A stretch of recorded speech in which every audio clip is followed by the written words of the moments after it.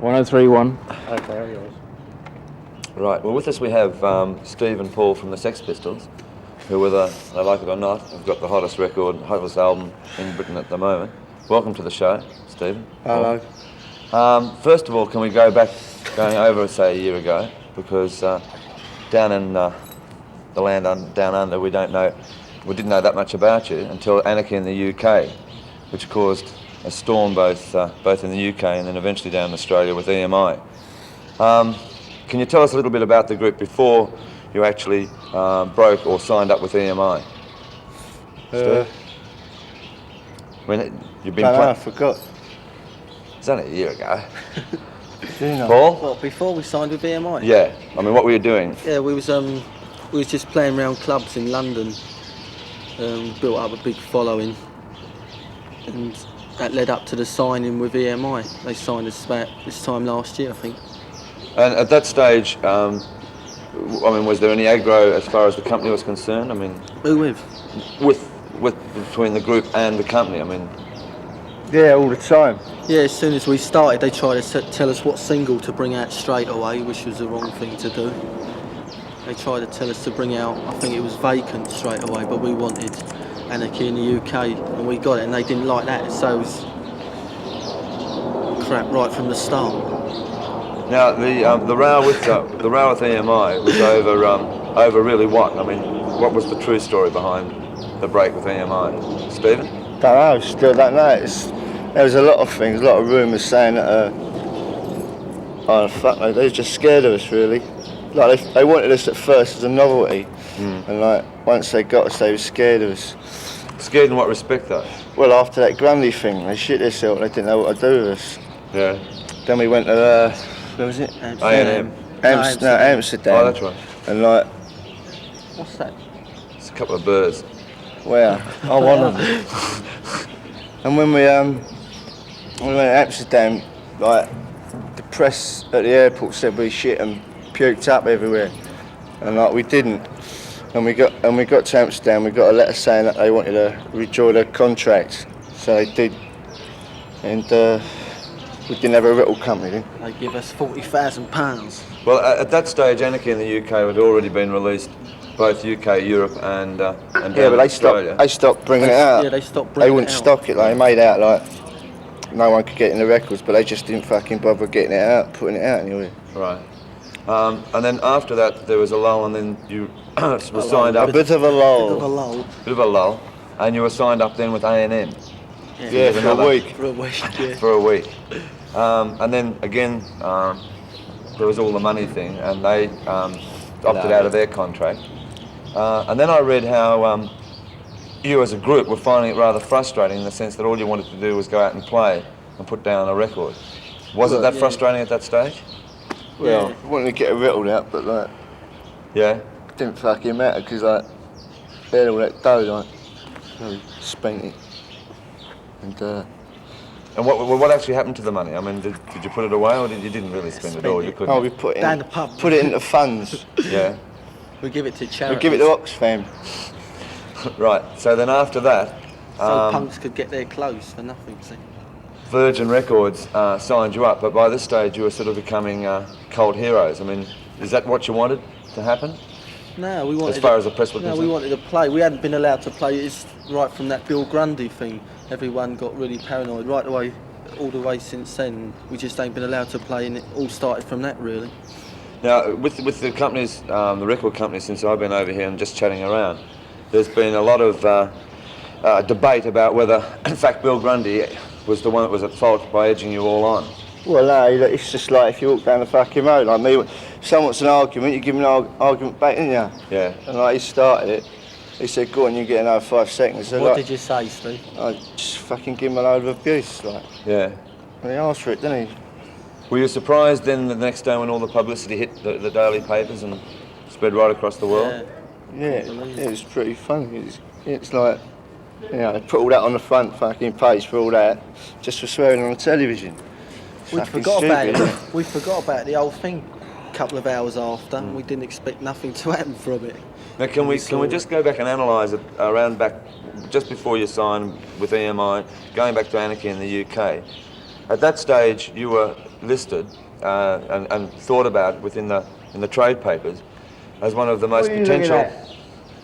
What do you want? As one of the most potential groups to emerge in the late 70s, without even the word punk rock ever being used at that stage. Well, no, just everyone fucking hated us then. When was that? They didn't When want to you on know about? us. Just prior to the release of Anarchy in the UK, when the talk about the Sex Pistols. There's been a lot of crap written about us in the music press and everything. Nobody liked us then. Yeah. But like it was causing a stir, like you couldn't avoid it, even though no fucker liked us. There was absolutely nothing else going on in the music scene. It was all crap, and everyone was just pissed off with it. And Now the thing is, a year later we find there's a million and one supposed punk rock groups, and now you're hailed as the leaders. What is your attitude towards the way it's sort of broken out over the last 6 or 7 months? Just hold on, I'll ask that question again. Rolling. 104.1.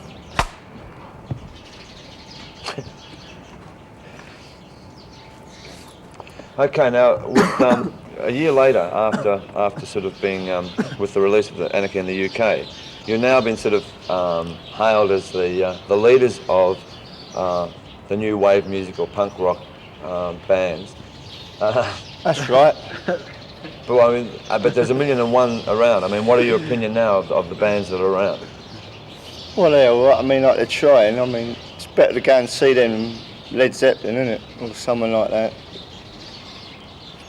It's better they want to get involved with something different than what they've had over the past 8 or 10 years before we started. Yeah. You know what I mean? And, well, that's it. I mean, did either of you ever follow any of the other bands, like the more established bands, say a couple of years ago?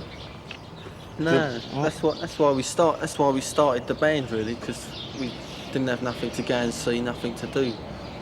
So that's the main reason why we started the band, because there weren't nothing else about that we liked.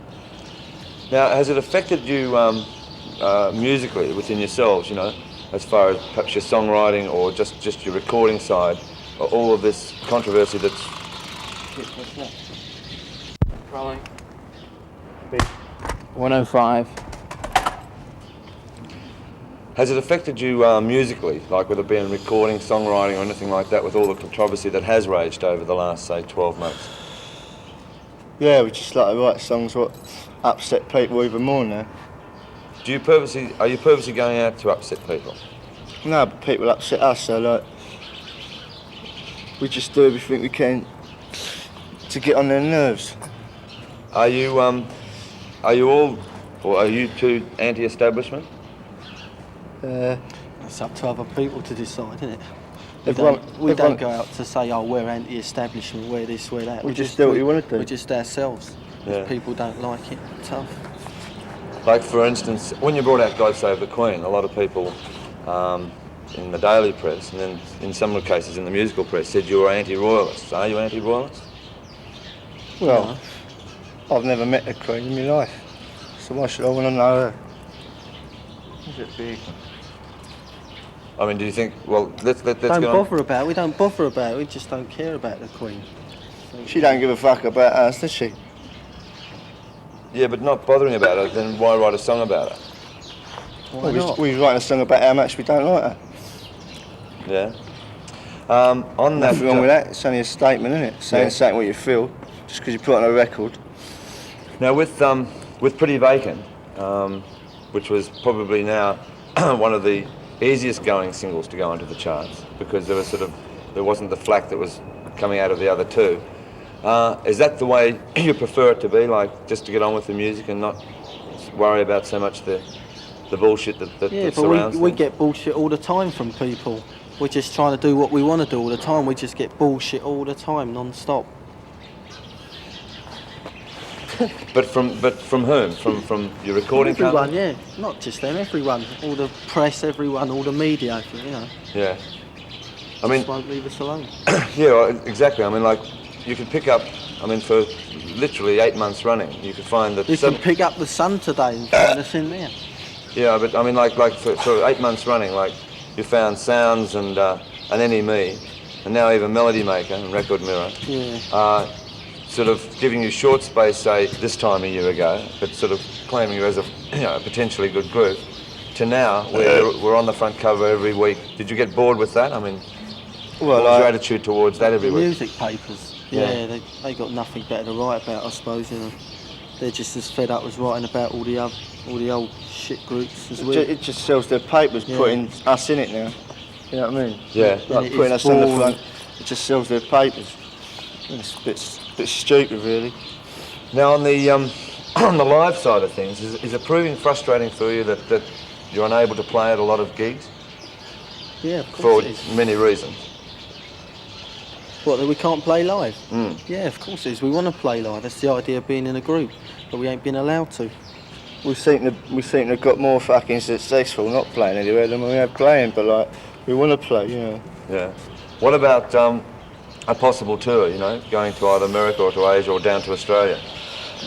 Well, we're going to Australia sometime next year, but don't know where. Yeah, we're starting a tour that'll take us all over the world, I think, next year. We should be constantly... Tell them about your mate. Constantly touring. Oh yeah, my mate in Australia. You've got a mate in Australia. What's his name?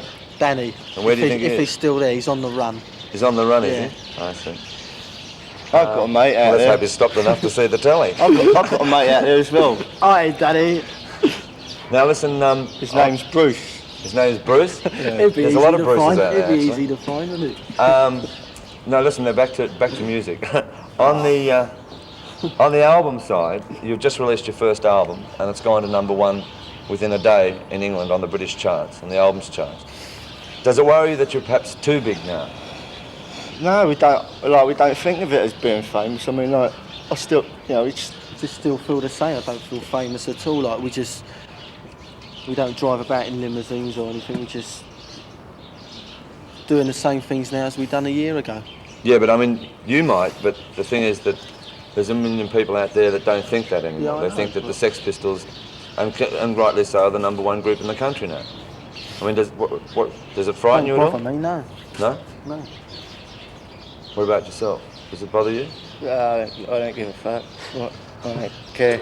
Has it proved to be a hassle though that suddenly you've Eat shot, my mate. Fuck all you cunt. has it proved to be a hassle that you've suddenly, you know, shot into this sort of status of becoming? Well, it's, you know, it's just like, One of them things, isn't it?